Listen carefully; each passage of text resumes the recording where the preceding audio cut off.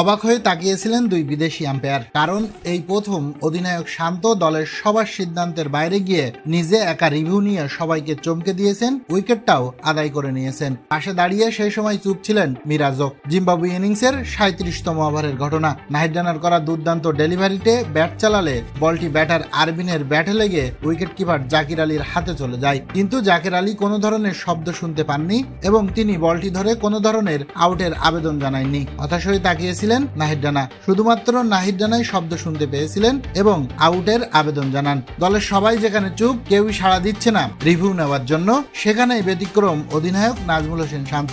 নাহিদ রানার আক্ষেপকে তিনি পূরণ করে দিলেন উইকেটে। রিভিউ নিলেন, আম্পায়ার তৃতীয় আম্পায়ারের কাছে ডিসিশন পাঠিয়ে দিলেন এবং টিভি রিপ্লেতে যা দেখা গেল তা ছিল একেবারেই অবিশ্বাস্য। বলটি আরবিনের গ্লাভসে আঘাত করেছে এবং আলতো স্পাইক দেখা গেছে। আম্পায়ারকে ক্ষমা চাইতে হয় এবং আউট দিতে হয়। পাশে দাঁড়িয়ে আরেক আম্পায়ার বললেন, এটা তো অসম্ভব, আমি নিজেই কিছু বুঝতে পারছি না। আর তাতেই শেষ হয় আরবিনের ইনিংস। দুর্দান্ত অধিনায়ক শান্ত, তার এই রিভিউটা ছিল এক কথায় অসাধারণ।